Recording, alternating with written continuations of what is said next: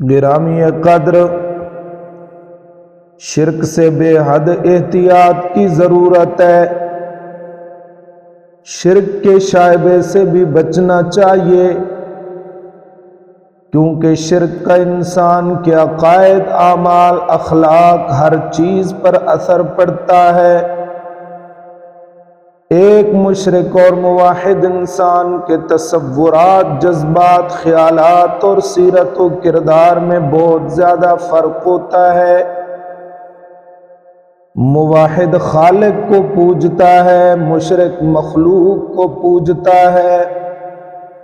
موحد کی نظر مسبب الاسباب پر ہوتی ہے، مشرک کی نگاہ اسباب پر ہوتی ہے۔ موحد صرف ایک در پر سر جھکاتا ہے، مشرک در در پر جبین نیاز کا تقدس لٹاتا ہے۔ موحد کا سینہ ایمان کے نور سے منور ہوتا ہے، مشرک کا سینہ شرک کی ظلمت سے تاریک ہوتا ہے۔ موحد خالق کائنات سے ڈرتا ہے، مشرک کائنات سے ڈرتا ہے۔ موحد بندہ خدا کا ہوتا ہے، مشرک بندہ نفس و ہوا کا ہوتا ہے۔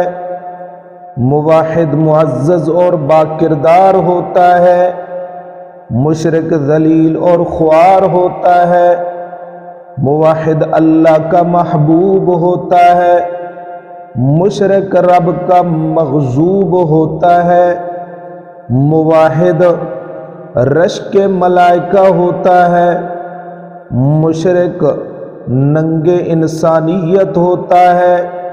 موحد انسان ہوتا ہے، مشرک حیوان ہوتا ہے۔ موحد نمک حلال ہوتا ہے، مشرک نمک حرام ہوتا ہے۔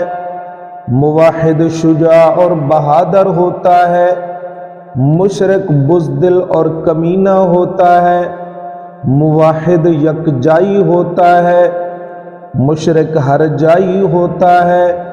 موحد عاقل اور باشعور ہوتا ہے، مشرک بے وقوف اور